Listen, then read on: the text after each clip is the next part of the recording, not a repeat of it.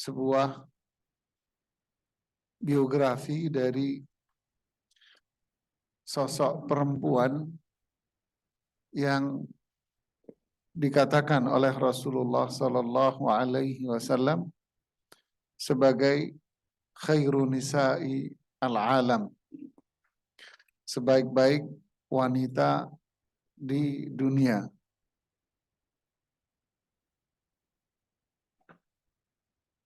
Ini beliau adalah wanita terbaik di dunia. Ya.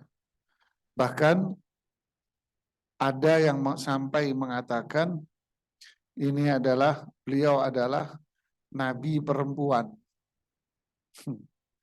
Tapi tentu ini pendapat yang sangat-sangat lemah sekali karena tidak ada nabi perempuan. Yang jelas beliau adalah wanita yang dipuji oleh Rasulullah SAW dengan sebutan khairun nisa'il alam, wanita terbaik di dunia. Di masa jahiliyah beliau dikenal dengan nama Thahirah, wanita yang suci. Wanita yang suci. Ibundanya bernama Fatimah bintu Zaidah Al-Amiriyah.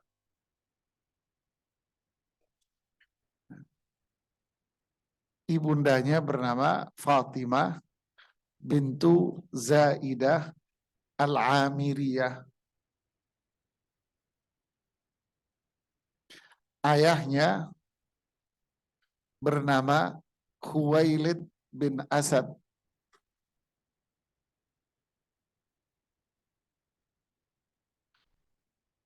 Ayahnya berasal dari suku Quraisy.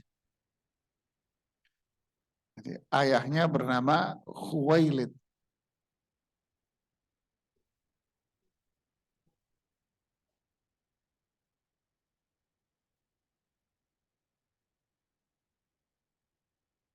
Siapa beliau? Khadijah. Khadijah bintu Khuwailid.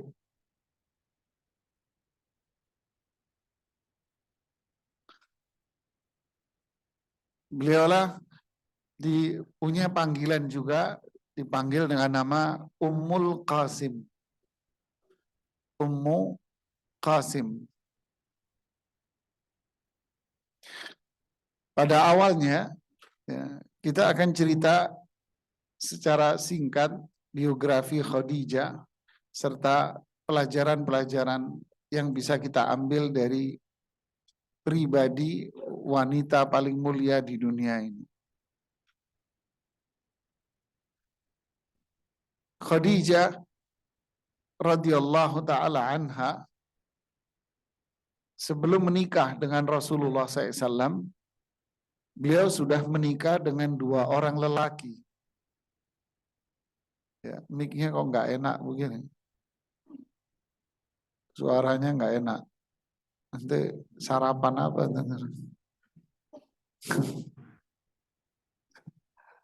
Jadi sebelum menikah dengan, nah ini enak nih. Nah, sarapan nasi uduk suaranya berbet. Sebelum menikah dengan Rasulullah SAW, Khadijah ini sudah menikah dengan 2 orang lelaki. Istri pertamanya suami pertamanya namanya Halah bin Zurarah. Halah. Ini kalau orang kita Halah ini nama cewek. Tapi kalau orang dulu Halah ini nama laki-laki. Halah bintu Zurarah. Bin Zurarah, ke bawah akhirnya saya. Halah bin Zurarah At-Tamimi. Ini suami pertama Khadijah. Halah bin Zurarah At-Tamimi. Jadi keluarga At-Tamimi. Kemudian setelah itu Khadijah menikah lagi dengan laki-laki bernama Atik. Atik. Kalau mulut kita Atik. Kalau mulut Arab Atik. Ya, kalau mulut sarapan nasi uduk Atik. Ya. Atik bin Abid Al-Makhzumi.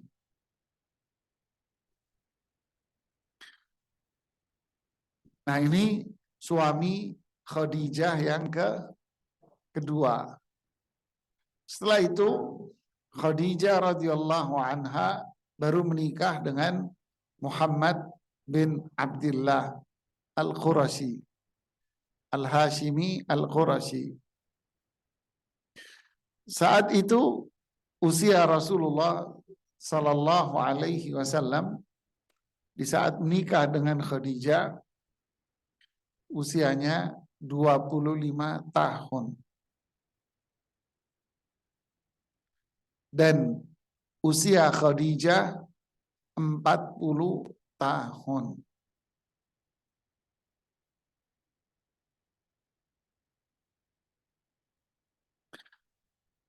Berarti dari sini seorang laki-laki itu boleh menikah dengan perempuan yang lebih tua dari dia. Kenapa? Nah, kenapanya ini yang harus kita perhatikan. Ya, alasannya ini yang perlu ditekankan. Kenapa? Ini anak muda nikah sama perempuan yang lebih tua. Nah, kenapanya ini yang harus kita ketahui. Apa alasannya?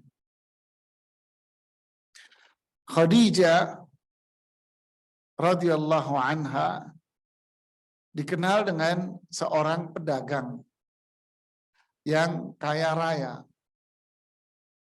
Beliau seorang pedagang kaya raya dan dari jalur keturunan sebetulnya ada titik temu dengan Rasulullah Sallallahu Alaihi Wasallam pada kakeknya yang bernama Qusay bin Kilab. Ada titik temu di sana. Jadi Muhammad bin Abdullah bin apa keturunan Rasulullah SAW siapa itu? Muhammad bin Abdullah bin Abdul Muttalib bin Hashim bin Manaf bin Qusay. Nah, disinilah ketemu dengan Khadijah. Di sini ketemu dengan Khadijah. Khadijahnya nama lengkapnya sama.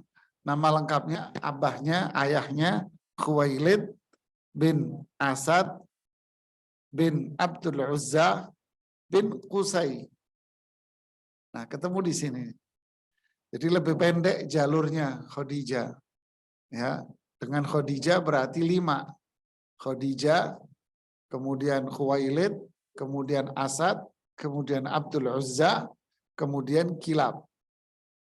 Sama Khadijah lebih pendek dibanding dengan Rasulullah SAW. Jadi ketemu di kakeknya Rasulullah yang ke-6. Kelima jatuhnya. Kakek Rasulullah SAW yang bukan kelima sih. Kalau pertama kan ayah, ke-4 ya. Kalau Khadijah ke-3. Jadi itulah siapa namanya? Jalur keturunan Khadijah. Awal mula Khadijah mengenal Rasulullah Sallallahu Alaihi Wasallam. Tentu saat itu belum diangkat jadi nabi dan rasul.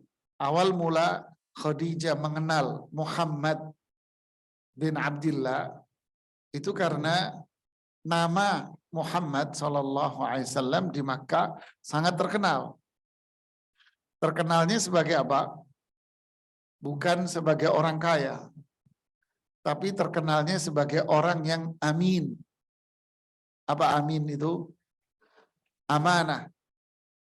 Terkenal dengan orang yang siddiq, jujur kalau ngomong. Jujur, amanah, terkenal dengan akhlaknya, kebaikannya, kesantunannya. Dari situ Khadijah mendengar nama pemuda yang bernama Muhammad. Sedangkan Khadijah ini pengusaha. Beliau kalau dagang selalu memperkerjakan orang. Ya, tipe pengusaha kan begitu. Nunjuk nyari-nyari orang potensi lalu diangkat. Begitulah Khadijah. Nyari laki-laki yang potensial lalu diangkat jadi karyawan dia untuk dagang dengan membawa barang dagangannya ke daerah-daerah. Paham? Khadijah punya orang kepercayaan namanya Maisarah. Nah, dulu kita belajar sejarah di buku sekolah, Maisarah itu banyak ditulis sebagai sosok perempuan. Padahal tidak, Maisarah ini laki-laki. Namanya Maisarah. Kita salah sangka. Bukan salah sangka, penulisnya nggak mau belajar. Kopas aja itu. Nah, kita kasih nama cewek Maisarah. Padahal orang Arab Maisarah ini laki-laki dulu. Oke lah, nggak ada apa-apa lah. Sekedar ramah ya. Nah, ketika mendengar kejujuran, kemudian amanah, Muhammad, pemuda yang bernama Muhammad, ditawarilah untuk dagang. Maulah Rasulullah SAW menerima tawaran itu. Dagang, bawa barangan Khadijah, jualan di Syam. Ditemani asistennya Khadijah, namanya Maisarah. Jadi paham kita dulu ditemani Maisarah cewek gitu ya. Masa pemuda jalan sama cewek gitu. Enggak, itu laki-laki. Jalanlah. Nah, disinilah Maisarah melihat hal-hal di luar manusia. Artinya melihat mukjizat. Sepanjang jalan sampai pulang. Banyak yang dilihat yang menakjubkan. Awan memayungi Rasulullah SAW. Banyak pohon, batu yang mengucapkan salam kepada Rasulullah SAW. Kemudian dagangannya habis. Ini jarang-jarang nih. Dagangannya ludes, habis, dan untungnya melambung tinggi, besar. Nah, dari situ si Maisarah ini cerita sama sang majikan. Begini dan begitu. Dari situ Khadijah tertarik untuk menikah dengan pemuda yang bernama Muhammad. Terjadilah pernikahan, ringkas cerita ini. Nah, itulah awal mula Khadijah mengenal Muhammad. Jadi mengenalnya bukan karena harta, tapi mengenalnya karena akhlaknya. Nah, dari sini Ibu, pelajaran buat kita nih, ibu-ibu nih yang sudah punya anak gadis, yang punya anak udah jejaka, ya. Idza ja'akum man tardawnahu dinahu wa khuluqah fazawwijuh. Kalau ada perempuan atau laki-laki yang sudah mau menikahi anak Anda dan Anda sudah melihat akhlak dia dan agamanya, akhlaknya baik, ketaatannya bagus, fazawwijuh, kata Rasulullah SAW, nikahkan dia. Kalau tidak, takun fitnah, nanti akan terjadi keburukan bagi keluarga Anda. Orang Jawa bilang, milih-milih tebu dapat bongkeng, katanya Bu. Tahu? Ini pepatah Jawa Timur itu. Nyari-nyari kue yang lembut, ternyata dapatnya kue yang bantet. Itu maksudnya. Ya. Nyari-nyari yang enak, malah dapatnya yang nah enak. Jadi bala bencana. Dan ini menguatkan pula sabda Rasulullah SAW apa? Fadfar bidzatiddin. Pilihlah. Kalian pasti beruntung. Siapa? Perempuan yang punya agama. Laki-laki yang punya ketaatan. Urusan dunia itu nomor sekian. Khadijah tidak memilih Muhammad sebagai pedagang. Padahal saat itu di kota Makkah, pedagang-pedagang laki yang kaya raya mengincar Khadijah itu banyak. Karena Khadijah ini cantik. Walaupun umurnya sudah 40, tapi oke punya ibu. Makanya diincar oleh semua. Dan juga karena mana ada dulu perawatan, Bu. Nggak ada dulu salon, Bu. Perawatan. Ibu tua-tua ini dulu masih mudanya ada bedak apa? Namanya bedak Viva. Iya, bedak Viva. Iya kan? Di warung cuma 200 rupiah. Iya, Bu ya? Ini juga cantik-cantik. Sekarang aja belagu. Ya, bedak Viva 200 rupiah, 300 rupiah. Yang saset itu warna merah itu kan?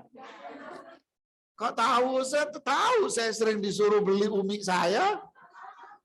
Saya beliin bedak Zar Viva. Ya Mi, warnanya serbuknya warnanya begini kan? Serbuk. Pakai tabokan gitu. Ya cantik-cantik dulu orang-orang. Sekarang belagu aja. Jadi inilah pelajaran. Kalau sekarang, kalau mau nikahin anaknya yang dilihat apanya? Fulus. Kalau nggak ada fulus, males dia mau nikahin anak. Ya kan? Ada ibu-ibu datang ke saya sama anaknya, anak gadisnya cadar, pakai cadar. Ya.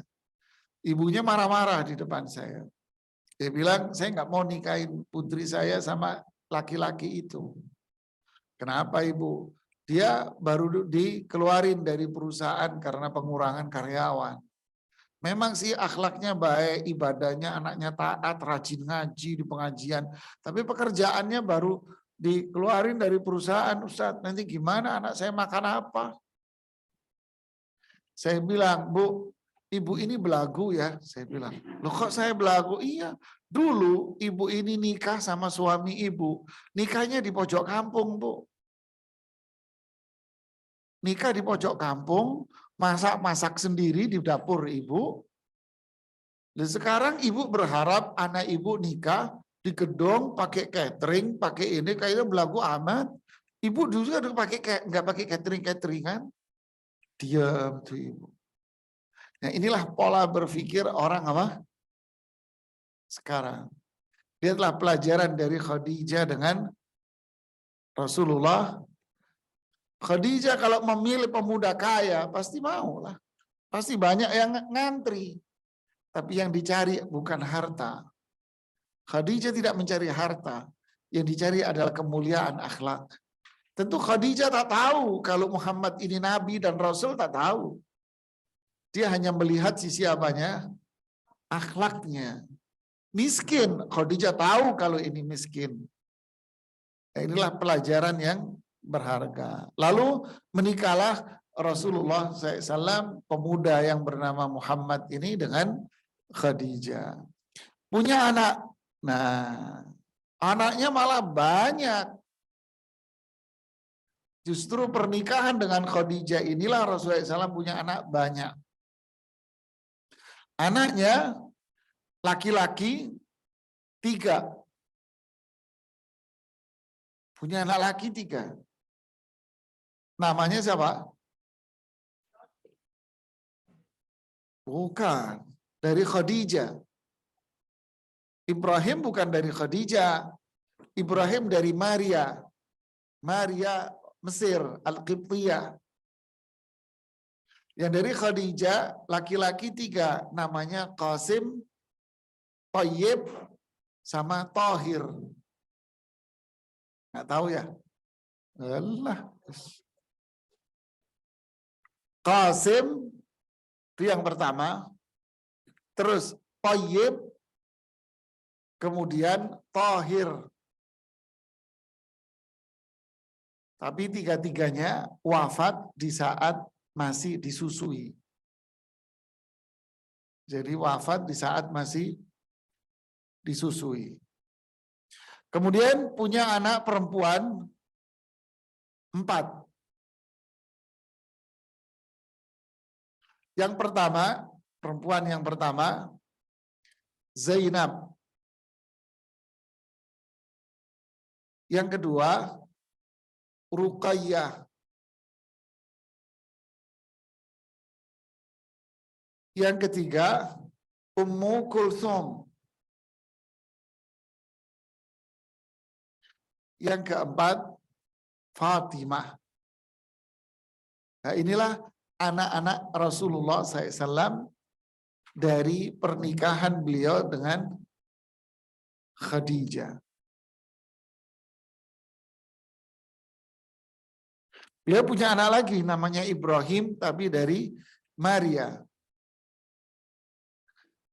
Maria, orang Mesir, perempuan Mesir. Khadijah, para ulama sepakat mengatakan Khadijah adalah manusia pertama yang masuk Islam. Bayangin ya bahasanya ya. Manusia pertama yang masuk Islam. Nggak ada orang masuk Islam sebelum Khadijah, nggak ada. Khadijah yang pertama. Jadi pertama kali turun apa itu? Wahyu yang kedua, ya ayyuhal muddatsir, surat Al-Muddatsir, itu wahyu kedua turun, berarti perintah apa? Perintah untuk berdakwah. Maka Khadijah manusia pertama yang masuk Islam.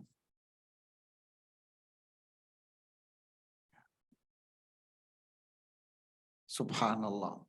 Ini kemuliaan Khadijah. Imam Az-Zahabi mengatakan kemuliaan Khadijah itu sangat banyak. Dan dialah perempuan yang sempurna akalnya, ketaatannya, akhlaknya, agamanya.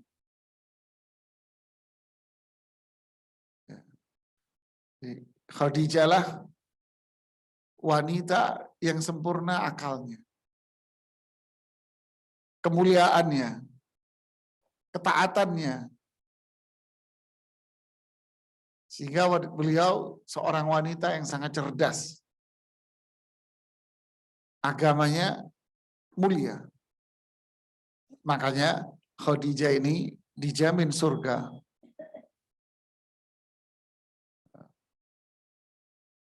Begitu sayangnya Rasulullah Sallallahu Alaihi Wasallam terhadap Khadijah ini, sampai beliau tidak mau menikah dengan perempuan lain semasa Khadijah hidup. Ya, begitu sayangnya Rasulullah SAW sama Khadijah, walaupun selisih umur begitu jauh, 15 tahun selisihnya, Rasulullah SAW tidak menikah dengan perempuan lain. Ini menunjukkan bahwa Rasulullah SAW menikah banyak itu murni dengan tujuan dakwah, bukan untuk memuaskan kesenangan pribadi, tidak. Kalau andai untuk kepentingan pribadi, pasti yang dipilih bukan perempuan umur 40 lah. Ngapain milih 40?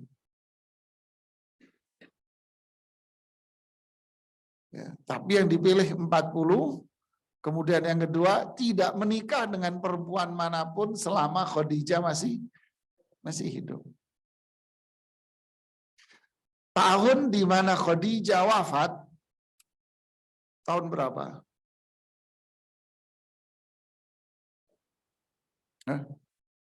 Tahun 10 kenabian. tahun 10 kenabian. Berarti saat itu umur Rasulullah SAW berapa? Umur Rasulullah SAW berapa? 50. Tahun 10 kenabian. Kenabian itu umur berapa Rasulullah SAW?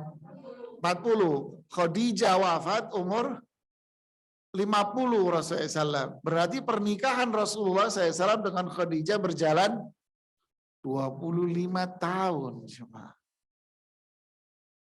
Bayangin. 25 tahun Rasulullah SAW menikah dengan Khadijah. Tanpa menikah dengan perempuan yang lain. Dengan Khadijah saja. Luar biasa. Tahun Khadijah wafat itu disebut oleh para ulama dengan tahun apa? Kesedihan. Karena pamannya wafat, Abu Thalib, kemudian setelah itu Khadijah wafat. Ini disebut tahun kesedihan. Rasulullah SAW sedih.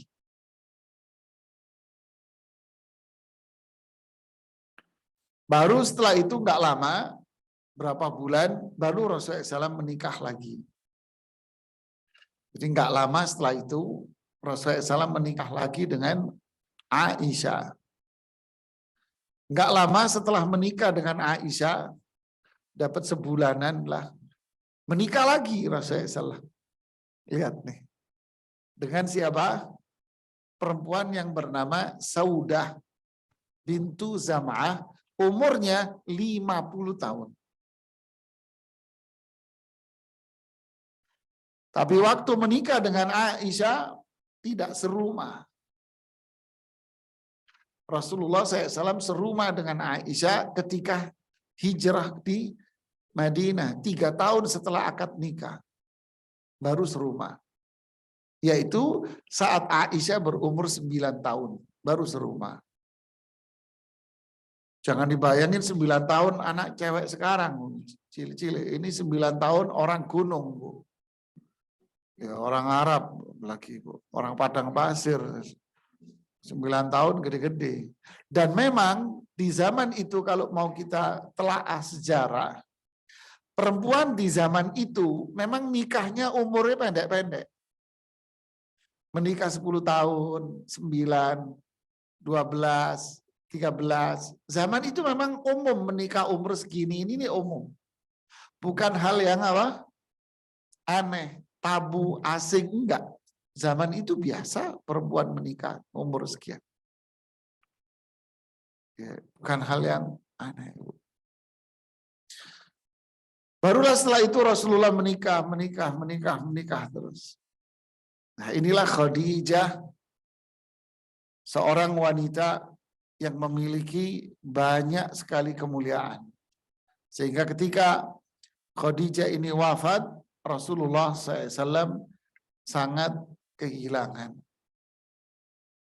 Ketika beliau wafat, Rasulullah SAW mengatakan kepada Ali bin Abi Thalib, mengatakan apa? Khairu nisa'iha Maryam ibnatu Imran wa khairu nisa'iha Khadijah. Wanita yang paling mulia di zamannya itu adalah Maryam, putri dari Imran, yang orang Kristen bilangnya bunda, ya, istrinya Tuhan. Ya. Maryam ini adalah wanita yang paling mulia di zamannya. Wa khairu nisa'iha, dan di zamanku perempuan yang paling mulia di dunia adalah Khadijah. Inilah wanitanya. Siapa dia? Rasulullah SAW kembali mengatakan, khatta Rasulullah SAW fil ardi arba'atu khutut. Rasulullah SAW pernah membuat garis.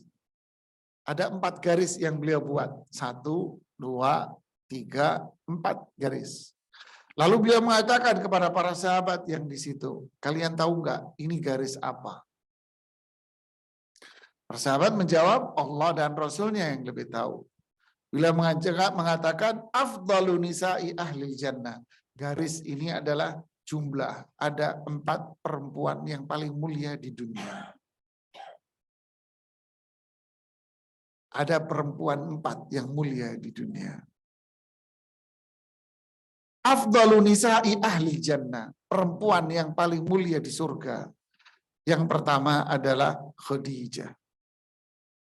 Yang kedua adalah Fatimah, putri Rasulullah SAW. Yang ketiga adalah Asia bintu Muzahim, bininya Fir'aun. Ayo jemaah. Istrinya Fir'aun. Yang keempat Maryam, putrinya Imran. Lihatlah, Asia bintu Muzahim. Asia sampai wafat, beliau tetap menjadi istrinya Fir'aun. Loh kok wafat? Ya, karena dibunuh oleh Fir'aun. Karena keimanan dia. Ada ibu-ibu konsul sama saya, mengeluhkan suaminya begina dan begitu. Maksiat, inilah, kasar lah, begini. Saya nggak kuat Ustadz, saya mau cerai Ustadz. Ya terserah ibu. Saya cuma mau nanya Bu, suamimu sama Fir'aun jahat mana Bu? Saya bilang gitu, saya sih simpel aja. Suamimu sama Fir'aun jahat mana Bu? Kaget dia, Ustadz ngomong, lah iya, ya pasti Fir'aun. Tapi Asia sabar dengan suaminya Fir'aun. Suaminya ini Fir'aun, dia sabar. Kesabaran Asia menjadikan dia wanita paling mulia di dunia. Jadi apa? Jangan mimpi suami Anda itu seorang malaikat Jibril, Bu. Jangan mimpi suamimu nggak akan bisa menjadi malaikat Jibril, Bu. Nggak akan bisa. Faham maksud saya? Apa? Mimpi suaminya itu perfect, sempurna. Kayak di pengajian-pengajian gitu. Saya pengen suami saya begini. Kayak yang disampaikan di pengajian. Dia maunya begitu. Saya pengen suami saya begini. Ustadz, suami saya ini belum hijrah, Ustadz. Gimana ya? Apa saya cerain aja, Ustadz? Jadi mimpi suaminya ini mungkin kayak malaikat Jibril gitu. Tapi itu mimpi yang bohong. Inilah pelajaran, Bu. Fahamilah. Kesabaran Anda atas perilaku suami Anda yang tidak baik, itu akan menjadikan diri Anda akan mulia. Berlian itu aslinya batu hitam. Permata itu aslinya batu hitam. Tapi ketika dia digosok dan digosok terus, maka jadilah dia berlian dan permata. Emas itu sama, aslinya batu hitam. Tapi setelah dimasak, masaknya gimana? Masaknya digosok, dielus-elus, begini. Tidak, dibakar. Dilakukan pembakaran yang panas tinggi. Dia menjadi emas yang mahal. Begitulah Bu. Sesuatu yang bernilai tinggi itu akan mengalami apa? Banyak rintangan, kesulitan. Sabar kalau Anda melihat suamimu nggak beres. Sabar. Justru disitulah letak kemuliaan seorang wanita. Ingat, Asia bintu Muzahim. Wanita paling mulia di surga. Siapa suaminya? Fir'aun. Nggak mungkin suami saya jadi Fir'aun. Berarti mulia suami Anda masih punya kesalahan. Sabar. Jangan mimpi suamimu jadi apa? Malaikat. Keimanan Khadijah. Ya. Ini kalau mau cerita panjang, saya singkat-singkat. Khadijah perempuan pertama tadi yang masuk Islam. Dan ketika dia masuk Islam, dia menjadi wanita yang sangat taat sama suaminya. Diceritakan oleh seorang sahabat namanya Afif bin Amr. Beliau cerita begini. Saat itu di zaman jahiliyah, saya seorang lelaki pedagang. Dan saya berteman dengan Abbas bin Abdul Muttalib. Siapa? Paman dari Rasulullah SAW. Saat itu saya datang ke Makkah untuk berdagang. Lalu saya mampir ke rumahnya Abbas di daerah Mina. Daerah Mina, tempat haji sekarang. Saya melihat ada seorang laki-laki yang memperhatikan matahari. Ketika matahari itu persis di tengah, dia pun akhirnya berdiri dan sholat. Lalu datanglah seorang perempuan. Dan perempuan ini pun berdiri dan sholat. Lalu datanglah seorang anak kecil, laki-laki. Yang usianya usia puber, mau balik. Dia pun berdiri dan sholat. Saya bertanya kepada Abbas, siapa ini orang-orang ini? Abbas menjawab, laki-laki yang dewasa ini namanya Muhammad bin Abdullah bin Abdul Muttalib. Dia ponakan saya. Dia mengaku dirinya jadi nabi. Lihat ini, walam yutabi'hu, tidak ada satu orang pun yang ikut dia.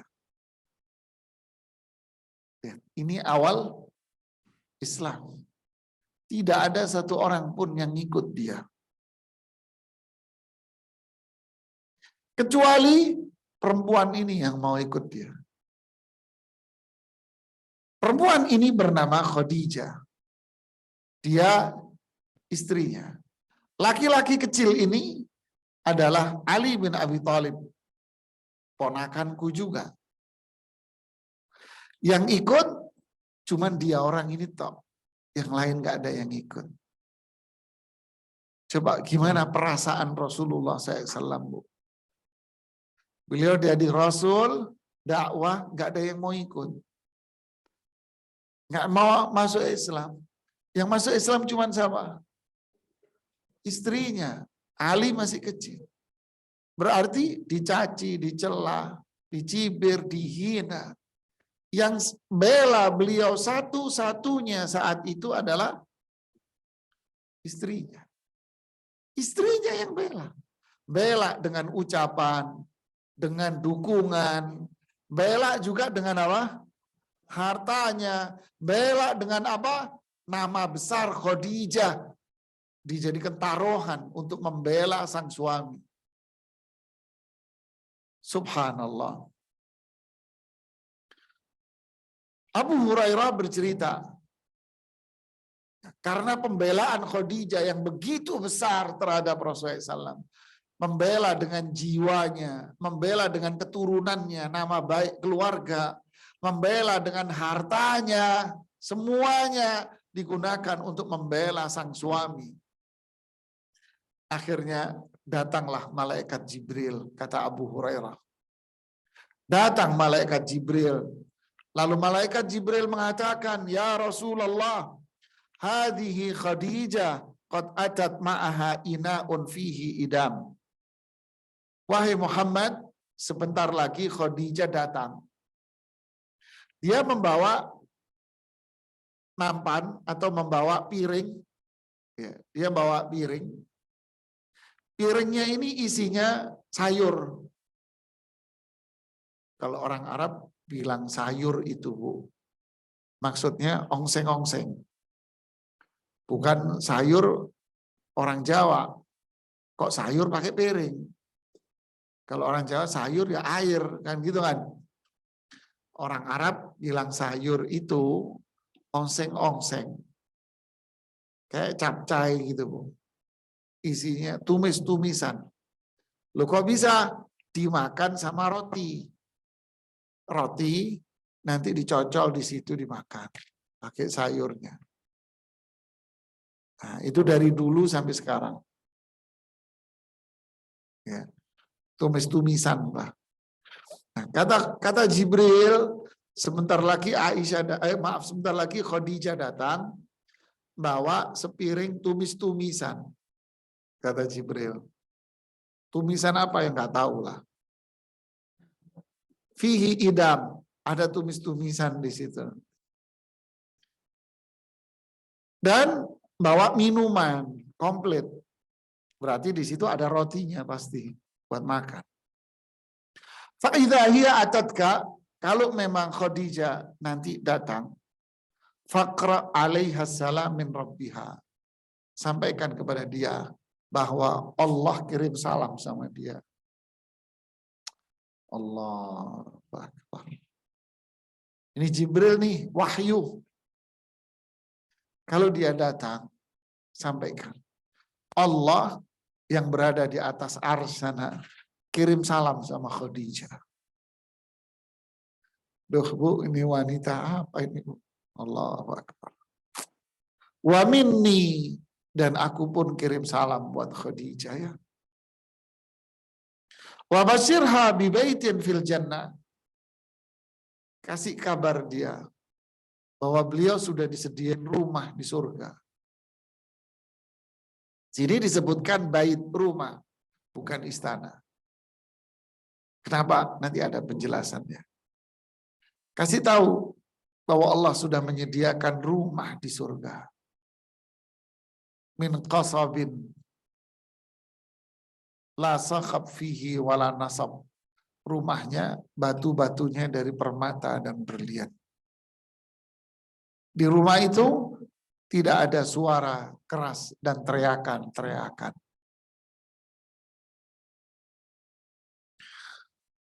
Allahu Akbar. Apa yang dimaksud dengan hadis ini?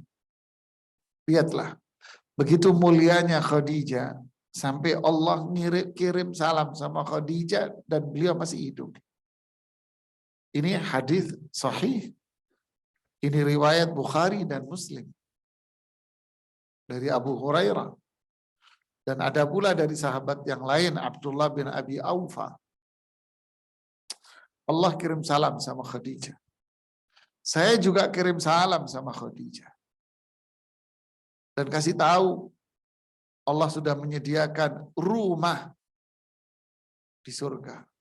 Para ulama mengatakan, kenapa kok hadis ini mengatakan Allah menyediakan rumah, tapi tidak mengatakan Allah menyediakan istana? Tentu Khadijah dapat istana di surga. Tapi Allah mengatakan dan Rasulnya Khadijah dapat rumah. Kenapa? Para ulama mengomentari. Karena Khadijah itu ibu rumah tangga. Imam As-Suhaili mengatakan di Fathul Bari, Rasulullah SAW menyebutkan rumah di surga. Kenapa? Sarat rabbatu baitin fil Islam. Beliau sukses menjadi ibu rumah tangga. Lihat. Beliau sukses menjadi ibu rumah tangga. Maka al-jaza min jinsil amal. Balasannya sesuai dengan amalnya. Beliau sukses jadi ibu rumah tangga, maka Allah katakan Khadijah dapat rumah sebagaimana profesi beliau sebagai rumah tangga. Tentu rumah di dunia dengan rumah di surga beda. Tapi penyebutan kata rumah menunjukkan itulah profesi dia. Lihatlah, Khadijah rabbatu baitin. Ketika menikah dengan Rasulullah SAW, beliau jadi ibu rumah tangga. Bukan pebisnis lagi. Mana bisnisnya? Diurusin orang. Beliau di rumah. Begitu pula Saudah bintu Zam'ah. Saudah bintu Zam'ah yang dinikahi Rasulullah SAW setelah Aisyah, itu 11-12 sama Khadijah sisi dagangnya. Ketika beliau menikah dengan Rasulullah SAW, Saudah menjadi ibu rumah tangga. Bahkan sampai pada satu titik cerita, Umar bin Khattab bercerita, itu sampai harta, kekayaan Saudah bintu Zam'ah itu tidak ada di rumahnya. Maksudnya, pernah Umar bin Khattab papasan sama Saudah di kondisi malam yang sudah mulai gelap. Ditahan sama Umar, ya Ummah, karena istri Rasulullah SAW disebut apa? Ibu, Umi, Umi istilah kita ya. Ya Ummah, wahai ibunda, malam-malam begini mau kemana? Saudah tahu kalau Umar ini saklek orangnya.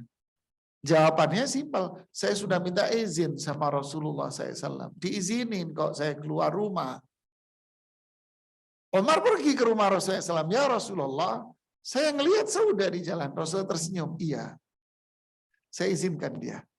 Kenapa? Saudah ngambil duitnya, hasil dagangan. Tapi ketika pulang, duitnya itu nggak ada di rumah. Kemana uangnya? Kasih orang. Kenapa? Ini rumah suami saya. Saya harus menjadi bagian dari suami saya. Nah ibu, kalau sekarang alasannya saya mau usaha bantu suami. Artinya apa? Dia mau menjadi perempuan yang tidak bersyukur kepada Allah atas rezeki yang Allah berikan. Dia ingin menjadi wanita yang tidak qanaah. Dia ingin menjadi wanita yang kufur nikmat. Enggak, gaji suami saya kurang. Kurang dalam pandangan siapa? Kurang dalam pandangan siapa? Ustaz, gajinya kurang. Oke. Gaji suamimu berapa? Ada suami istri itu datang. Gaji suamimu berapa? Sekian Ustaz. Oke. Kurang Ustaz. Baik. Anda bekerja? Iya. Berapa gajimu? Gaji saya sekian Ustaz. Oke, total berapa? Total sekian Ustaz. Sekarang gajimu yang total sekian itu melebihi dari kebutuhan atau masih kurang lagi? Sekarang jadi kurang juga Ustaz. Itulah manusia. Mau pergi kemana? Paham tidak? Sekarang gaji suaminya 5 juta umpama. Ngerasa kurang, istrinya kerja. Istrinya dapat gaji 5 juta umpamanya. Jadi berapa? Bulan pertama seneng, bulan kedua seneng, bulan ketiga mulai, bulan keempat 10 juta juga kurang. Berarti inilah contoh manusia yang kufur dengan nikmat Allah. Bahagia keluarganya? Inilah contoh wanita mulia, Bu. Khadijah, ibu rumah tangga. Duit hartanya dipakai apa? Untuk dakwah. Saudah bintu Zam'ah, ibu rumah tangga. Asma, tahu Asma? Putri Abu Bakar Siddiq. Kaya tidak? Kaya. Menikah dengan siapa? Zubair bin Awam. Ponakan Khadijah. Awam itu kakaknya Khadijah. Awam bin Khuwailid. Zubair kaya, miskin. Awam pemabuk. Ibundanya kakaknya Abdullah. bibinya Rasulullah SAW. Ya, muter-muter aja ya. Ya, ibundanya Zubair itu kakak bibinya Rasulullah SAW, kakaknya Abdullah, saudaranya Abbas, Hamzah. Miskin dia. Paman-paman Rasulullah SAW, bibi-bibinya itu miskin. Menikah, laki-laki miskin menikah dengan Asma dari keluarga Abu Bakar, kaya. Apa kerjanya Asma setiap hari? Membantu Zubair membersihkan kandang kudanya. Dia yang bersihin kotoran kuda. Lalu diambil, ditaruh di sebuah tempat, digotong di atas kepalanya, dibuang ke tempat yang jauh. Asma, keluarga kaya. Bantu suaminya bersihin kandang.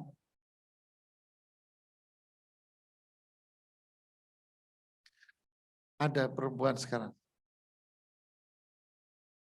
Nggak ada. Yang dipikirin perawatan. Perawatan aja yang dipikirin. Ngabisin duit. Iya. Sampai kuku dirawat. Innalillahi wa inna ilaihi rajiun. Sampai ada salon kuku di Tebet sini, bayangin. Innalillahi wa inna ilaihi rajiun. Salon kuku. Jadi burung akhirnya, pedicure, manicure, kur semua jadi burung. Tahu lah, Bu. Nanti kalau nggak ngikutin perkembangan ibu-ibu lah, nggak bisa ngomel-ngomel kita di pengajian.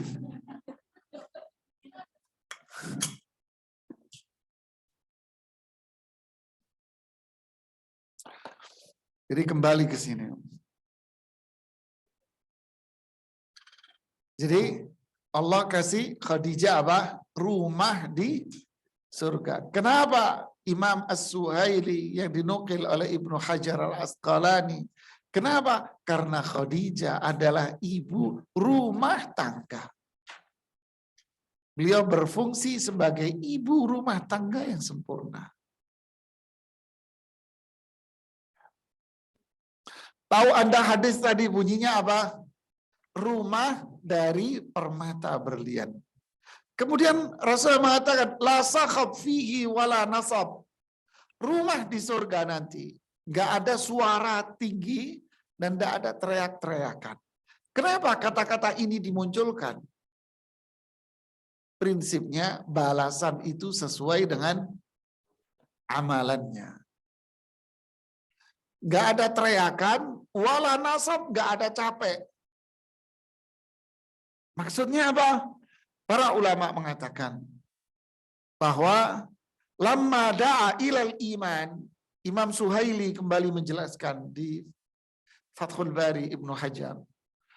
Ketika Rasulullah SAW mengajak Khadijah masuk Islam, ajabat Khadijah taw'a. Khadijah langsung mengiyakan omongan suaminya. Falam tahwajhu ila raf'i sautin. Beliau tidak angkat suara. Suaranya nggak tinggi, diajak masuk Islam. Lu siapa? Nggak ada tuh terus teriak suara tinggi di depan suaminya, nggak ada. Wala munaza'ah, nggak ngelawan. Kamu ini siapa? Gitu enggak. Wala ta'ab, nggak ada capek. Inilah Khadijah. Berarti Khadijah itu apa? Nggak pernah bantah suaminya. Nggak pernah bantah. Nggak pernah bicara di atas suara suaminya. Nggak pernah suaranya lebih tinggi, teriak, nggak pernah. Khadijah capek ngurusin suaminya. Makanya dibalas apa? Di surga sesuai dengan tidak ada suara teriakan. Sebagaimana kamu tidak pernah ngangkat suara di depan suami. Kamu menerima Islam tanpa capek. Dan kamu capek membela suamimu. Dan ngurusin suamimu. Di surga sudah tak ada lagi capek. Sekarang bagaimana?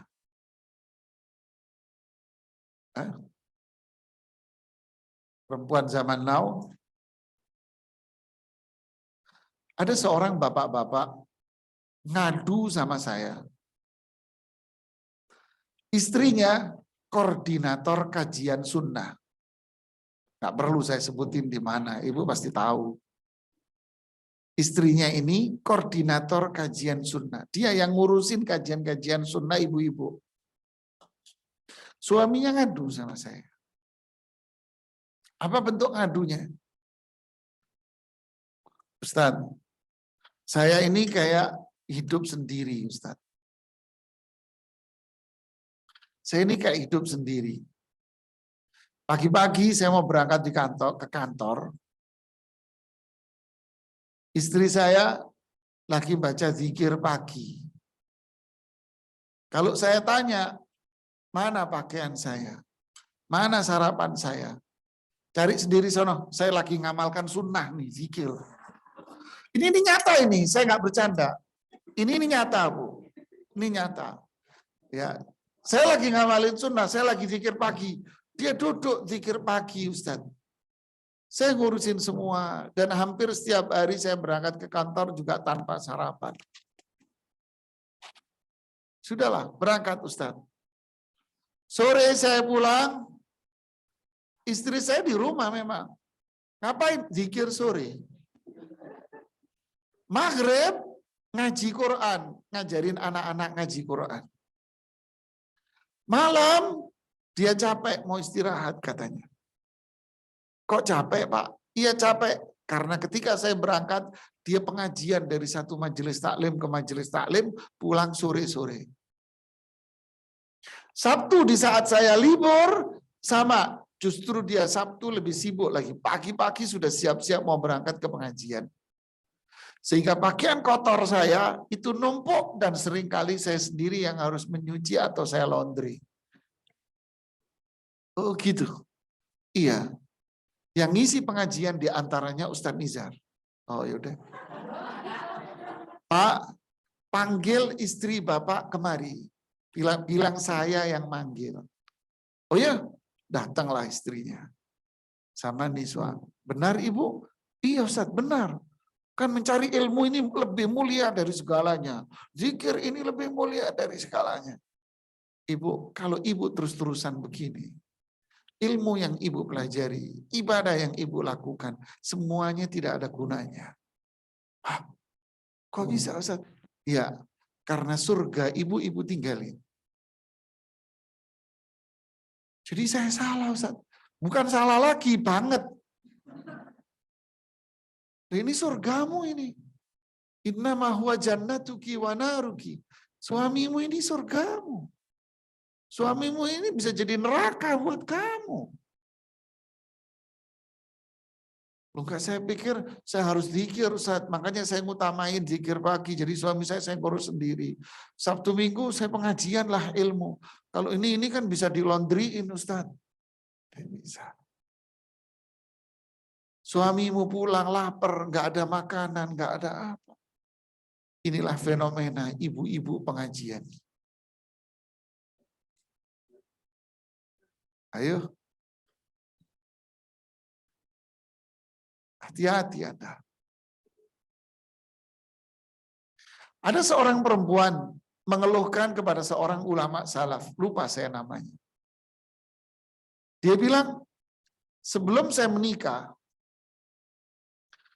saya ini wanita yang rajin membaca Quran dan sholat malam. Setelah saya menikah, saya terus rajin baca Quran dan sholat malam. Tapi kok beda? Apa bedanya? Sebelum saya menikah, saya merasa nikmat sekali mengaji dan sholat malam. Tapi setelah saya menikah, saya tidak merasakan kenikmatan melakukan ibadah. Kenapa? Ya Imam. Beliau menjawab, ya Rasulullah SAW bersabda, lan tadzuqa imra'atun ta'mal iman. Wanita tidak akan menikmati indahnya ibadah. Artinya ibadahnya apa?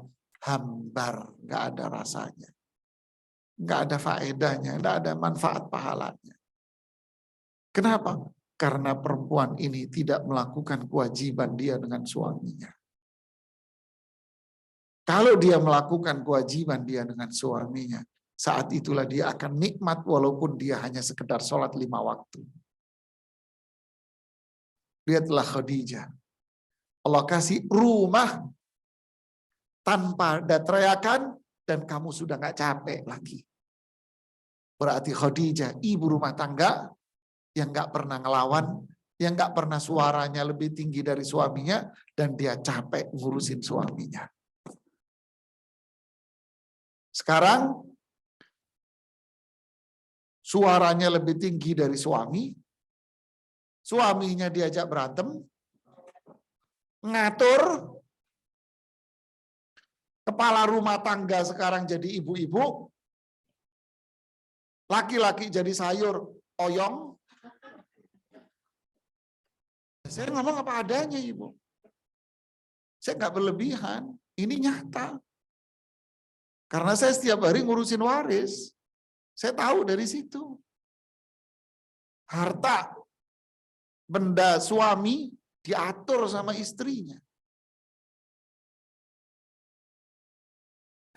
Yang megang duit suami siapa? Anda semua. Terus Anda atur itu suami Anda. Inna lillahi wa inna ilaihi rajiun. Saya pagi-pagi beli nasi kuning. Di dekat rumah dulu. Udah lama nih, anak saya masih kecil-kecil itu. Ada ibu-ibu boncengan sama suaminya. Suaminya rapi mau kerja. Ibu begitulah. Dia masuk, saya mundur. Yang jual orang Aceh. Ibu Aceh ini bilang, Pak Ustadz, nanti dulu ya. Oh iya ya. Saya mundur, saya duduk di kursi yang disediain di belakang. Bu, nasi kuningnya. Oh iya. Lembut ngomongnya.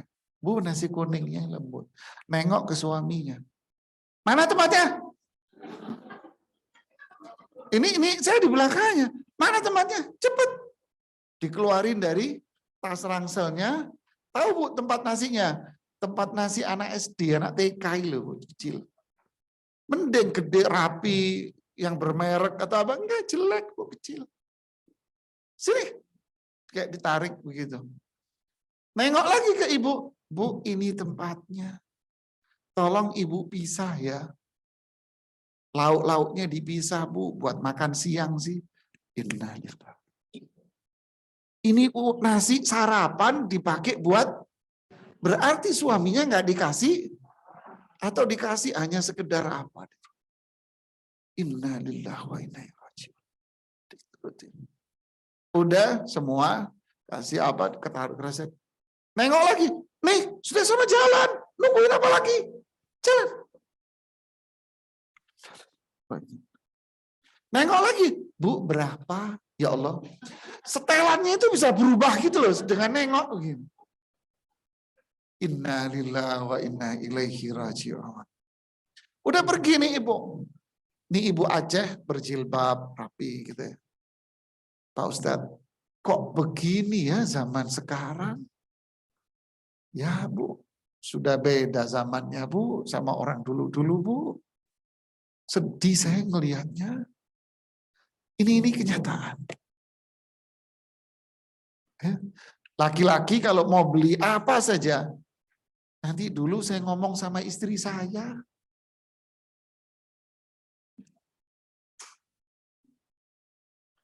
Jadi ibu, inilah Khadijah. Rabbatu baitin, ibu rumah tangga. Suaranya tidak pernah lebih tinggi dari suaminya. Nggak pernah nentang suaminya. Nggak pernah ngelawan suaminya. Suaranya selalu di bawah. Selalu iya nurut sama suami. Kecuali dalam hal maksiat. Capek dia ngurusin suami. Kita masih kecil-kecil dulu, saya masih segini. Umi saya selalu bilang, rahimahullah, nanti kalau abimu marah, kamu nggak boleh ngomong, diemin. Kalau marah jangan dijawab, diemin aja. Benar waktu itu saya masih kecil ya, abah saya marah-marah. Namanya anak kecil kan pengen maju gitu kan. Tangan saya dipegang, ditarik sama umi saya. Saudara-saudara saya duduk diem di kursi. Satu A nggak ada yang berani ngomong. Masuk ke kamar abah saya. Keluar lagi dari kamar, udah kelar marahnya. Udah senyum, udah bercanda lagi. Sudah selesai. Saya masih ingat didikan orang tua-tua. Dan inilah nilai Islam. Zaman sekarang ada. Makanya saya tertarik bahas Khadijah. Ini belum saya kupas yang lain loh ya. Cuman waktunya udah habis. Tidak, udah habis waktunya. Oh belum. Dia udah bawa-bawa buntelan masalahnya. Artinya kan ngasih isyarat kalau udah selesai.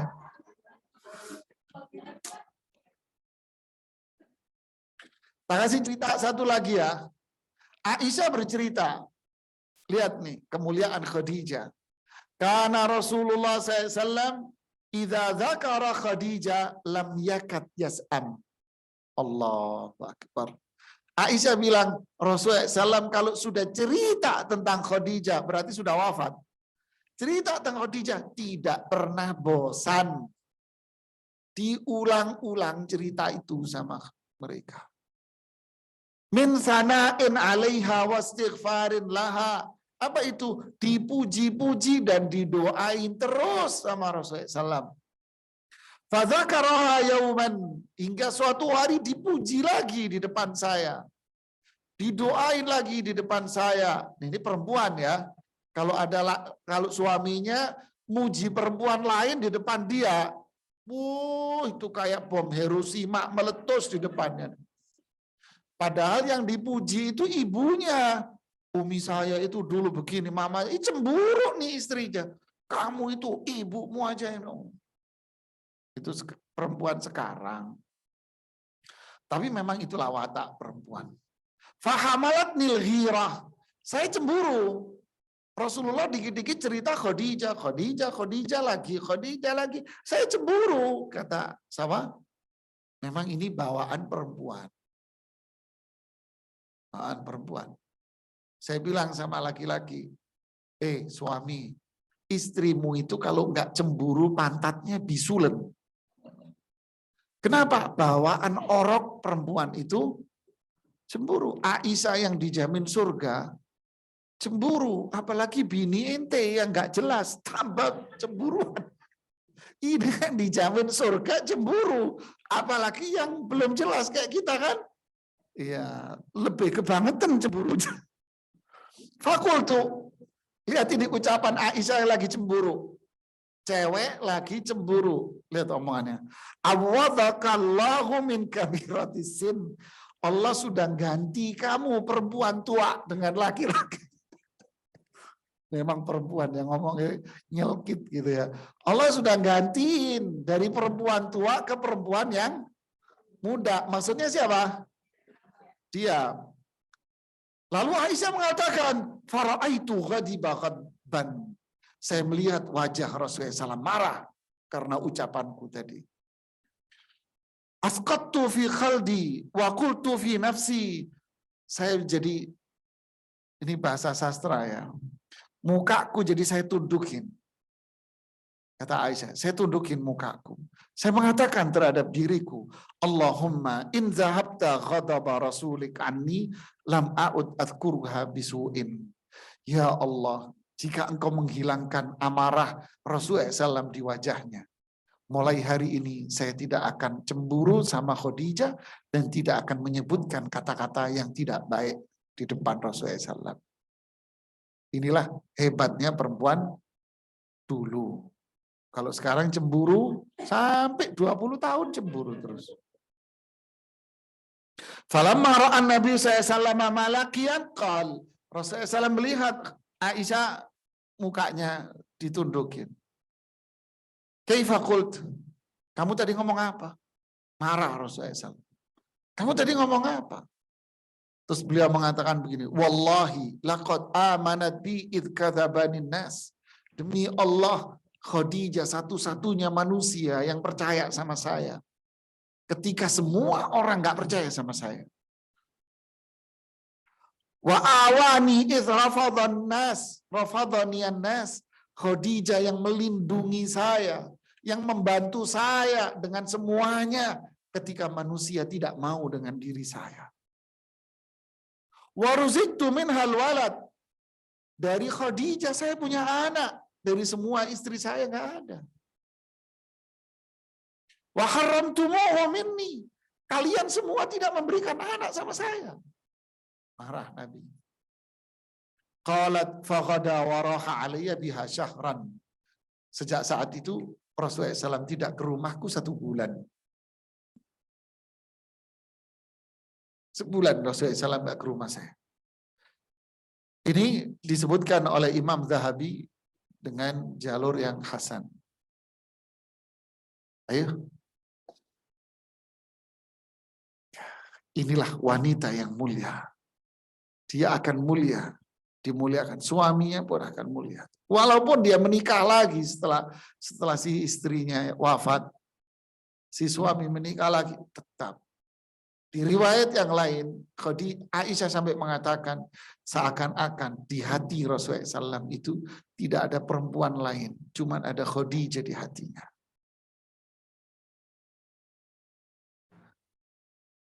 Subhanallah. Inilah Khadijah. Akhlaknya, kemuliaannya, kepatuhannya dengan suami. Menjadikan beliau mulia di hadapan Allah dan mulia di hadapan siapa? Suaminya. Ada yang mau bertanya?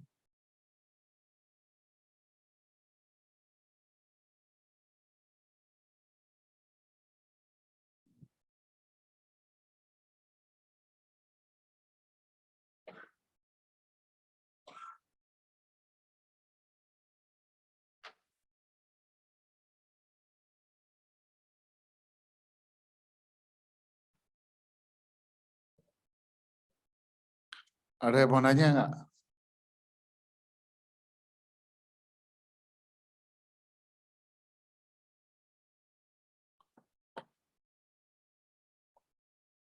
Ya, silakan. Waalaikumsalam.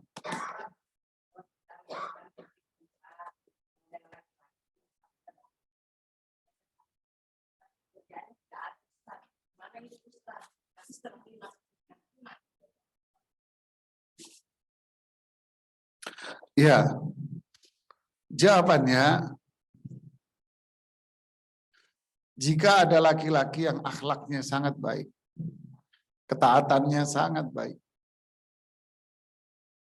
tapi dia belum ada pekerjaan yang tetap. Tapi di sisi lain, ada laki-laki yang pekerjaannya mapan. Akhlaknya terkadang pedes, terkadang adem. Terkadang musim hujan, terkadang musim kemarau. Mana yang Anda pilih? Orang zaman sekarang milih yang kedua. Tapi itu akan bencana buat Anda. Makanya bahasa Rasulullah SAW apa? Fadfar. Al-dhafru dalam bahasa Arab itu artinya menang. Fadfar itu maknanya sebetulnya bukan pilihlah. Tapi makna yang hakiki adalah pilihlah dan Anda akan menang di situ. Pilihlah dan Anda akan menang. Tapi kalau ada laki-laki, pekerjaannya ada, kemudian ketaatannya, akhlaknya mulia, apalagi dia anak sultan, anak tunggal, laki-laki, anak tunggal, anak sultan, bapaknya sudah tua, sudah kena stroke, sudah kena serangan jantung, bapak mau mati, silahkan bermimpi. Ya. Bukan berarti dilarang untuk memilih laki-laki dengan pekerjaan yang mapan, tidak. Karena memang itu sesuatu yang menjadi sarana dari kehidupan. Tapi kalau kita disuruh memilih mana laki-laki yang kerjaan mapan, tapi akhlaknya nggak baik, ketaatannya enggak, yang satunya kerjaannya kurang, tapi akhlaknya baik, ketaatannya bagus. Kalau Anda suruh milih, maka pilihlah yang pertama. Kenapa? Kalau Anda pilih yang itu, Anda akan jadi fitnah. Ya. Nanti kalau udah nikah, kasihlah modal dia untuk usaha. Ya kan? Berapa banyak orang-orang yang saya lihat putrinya dinikahkan oleh orang-orang yang bukan kaya. Dia tidak kaya. Cuma dia melihatnya anak baik, akhlaknya bagus, taat, kemudian punya kepintaran, adalah kreativitas, sudah dinikahi. Setelah itu dimodalin sama dia. Dimodalin. Bahkan saya pernah melihat orang yang keluarga putrinya ini memang sultan lah istilah zaman sekarang ya. Ya, dari kerupuk sampai emas dia punya tuh perusahaannya. Menantunya biasa-biasa. Menantunya biasa-biasa. Bahkan mahasiswa baru lulus. Ditarik. Tapi dimodalin, ditaruh di perusahaannya. Ada, Bu. Yang dicari adalah akhlaknya, dinnya. Karena Rasulullah udah janji, fadfar, pilih dan kamu pasti menang. Pilih dan kamu pasti bahagia. Karena itu kebahagiaan sebetulnya. Ya. Ada lagi? Ya, Waalaikumsalam, silakan. Wah, ini seru ini. Istri kedua mapan. Oke. Kenapa? Iya, terus? Ya haknya dia. Tapi prinsipnya nafkah itu kewajiban suami. Tetap suami punya kewajiban wajib untuk nafkah. Berarti istri punya apa? Menerima nafkah itu. Tapi kalau tiba-tiba si istri mengatakan, saya menggugurkan hak saya. Kan artinya gitu, saya menggugurkan hak saya. Artinya kamu nggak usah ngasih saya uang. Alhamdulillah saya cukup. Berarti dia menggugurkan hak nafkah pada dirinya. Boleh, boleh. Kan dia yang gugurin. Tapi bukan berarti terus dia jadi kurang ajar nanti, nggak boleh. Dia tetap menjadi seorang istri, ibu rumah tangga yang baik. Seperti Saudah menggugurkan hak nafkah dia. Rasulullah SAW mengatakan kepada Rasulullah SAW, ya Rasulullah, saya nafkah itu kan ada dua. Ya, nafkah fulus dan nafkah biologis. Ya. Saudah mendatangi Rasulullah SAW, ya Rasulullah, saya ini sudah tua. Sedangkan istri-istri kamu yang lain ini muda-muda. Ya, saya ridha hak saya. Engkau serahkan kepada yang lain, yang muda-muda kayak Aisyah, masih muda. Nggak apa-apa, kasih Aisyah aja jatah saya. Kasih Aisyah. Saudah menggugurkan haknya dan Rasulullah SAW mengiyakan. Nah, itu boleh apa?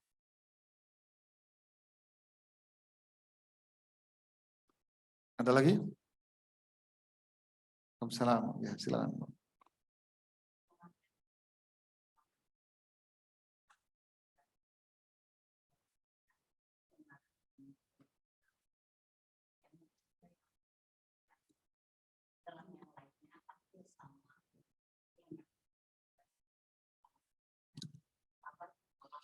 Ya, saya mengatakan itu kan bahasa konsul, Ibu. Bukan di pengajian umum. Kalau di pengajian umum, jamaah banyak, saya nggak berani. Ini kan tertutup. Ustadz kok terlalu kasar ngomong begitu, nanti saya dibilang begitu. Tidak, saya hanya ingin menggambarkan bahwa Asia saja dengan bininya yang Fir'aun, yang kafir, ngaku Tuhan, Asia sabar. Dan tetap berdakwah, tetap ngajarin suaminya, dakwain suaminya. Sehingga akhirnya dihukum mati, dibunuh sama Fir'aun. Artinya apa, Ibu? Sabar kamu. Suamimu insya Allah nggak sesadis itu. Maksud saya itu. Sabar. Sabar, doa. Ya. Kesabaran itu adalah karunia Allah yang paling mulia. Ma'utiya ahadun ata'an khairan wa awsa' minas sabri. Tidaklah seseorang diberi karunia oleh Allah dengan sebuah karunia yang lebih baik, yang lebih banyak daripada sebuah kesabaran. Sabar ini paling baik dan paling banyak rezekinya. Sabar. Maksud saya adalah jangan dikit-dikit cerai. Cerai itu pembuangan sampah Bantar Gebang. Maksudnya apa? Itu terakhir, solusi paling jauh. Jangan dikit-dikit, saya minta cerai. Jangan. Ibu-ibu datang, Ustadz saya mau minta cerai sama suami saya. Ya sana, Bu. Saya mau cerai sama suami saya. Ya silakan. Kadang ibu-ibu ini kan bahasanya gertak semua kan seringkali. Jadi datang ke saya, ya saya urusannya apa kan gitu. Ustadz saya mau minta cerai. Ya silakan. Saya mau gugat suami saya. Silakan. Saya mau cerai. Silakan, Ibu. Itu hak Ibu, silakan. Mulai ngeledek dia. Kok Ustadz begitu? Ya itu kan hak Ibu. Tapi saya cuma ingin mengatakan satu. Ibu jangan belagu, saya bilang. Ibu memang bisa hidup sendirian. Saya semprot. Ibu bisa hidup sendiri. Ibu jangan bohongin hati. Tidak ada manusia pengen hidup sendiri. Ketek itu nyari pasangan, Bu. Binatang cari pasangan. Tidak ada makhluk hidup mau tinggal sendiri, tidak ada. Allah ciptakan manusia berpasang-pasangan. Ibu jangan bohongi diri, dikit-dikit cerai, jangan. Duduk, dia nunduk. Terus gimana? Mau cerai? Enggak, Ustadz. Ya udah Ustadz, saya permisi pulang ya. Jadi kalau orang konsul sama saya terus belagu-belagu tak semprot sekalian. Ya udah Ustadz, saya permisi pulang ya, monggo. Sabar. Laki-laki juga gitu, duduk di tempat saya.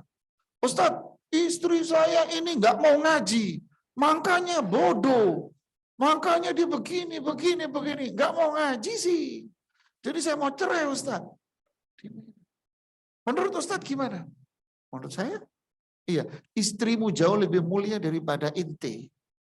Loh, kok bisa?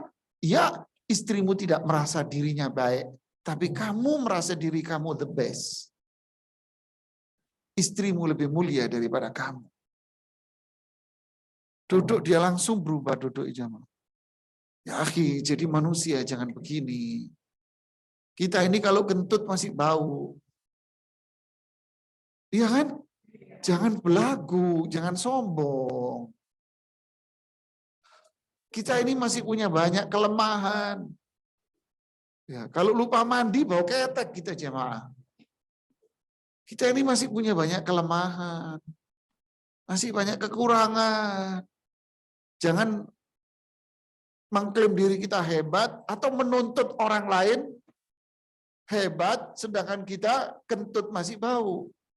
Nuntut orang lain, kamu kentut bau ya? Ya kayak kamu kentut kagak bau aja. Ya udahlah, maksud saya saling menghormati. Kalau melihat keburukan orang, sabar. Makanya akhlak yang paling mulia yang Allah sebutkan di dalam Al-Quran apa? Fa'fu anhum. Ya. Apa namanya? Khudil afwa wa'mur bil urfi wa'arid anil jahilin. Maafkan kesalahan dia. Ajak dia berbuat baik. Yang ketiga, berpalinglah dari orang yang jahil. Anda sudah sekian lama sabar. Anda sekian lama sudah ngajak nasihat dia. Tapi dia malah semakin jahat, semakin jahat. Nah ini mungkin. Tapi sabar dulu. Maafkan kesalahan dia. Ajak dia berbuat baik. Lalu rumus Quran apa? Balas keburukan dengan kebaikan. Kita ini berhadapan sama manusia. Orang timur lagi. Orang Indonesia lagi. Sejahat apapun orang kita. Kalau kita lawan dengan kebaikan jadinya apa? Baik. Dan ini akhlak. Kalau sudah dilakukan ini cukup lama, udah sabar, udah dinasehatin, tapi masih melambung terus, ya sudah. Wa'arid anil jahilin, ya berpisahlah kamu. Inilah Ibu, pahalanya di sini. Ya. Wallahu a'lam. Ada lagi?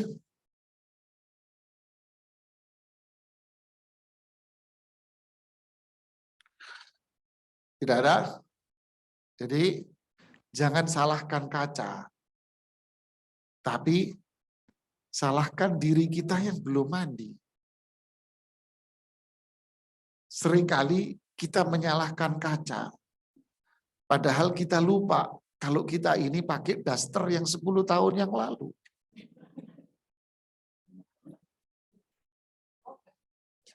Ya adem kata ibu-ibu. Jadi jangan disalahkan sama kacanya. Padahal kitanya yang pakai daster 10 tahun yang lalu. Itu cewek yang di luar dasternya keren-keren.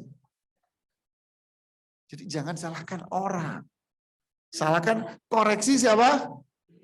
Diri sendiri dululah. Inilah orang yang bijak. Ya. Ini yang bisa saya sampaikan. Semoga bermanfaat buat saya pribadi dan kita semua. Ya, semoga menjadi ilmu yang manfaat buat kita. Mohon maaf jika ada kata-kata yang kurang berkenan. Subhanakallahumma bihamdik. Asyhadu an la ilaha illa anta. Astaghfiruka wa atubu ilaik. Assalamualaikum warahmatullahi wabarakatuh.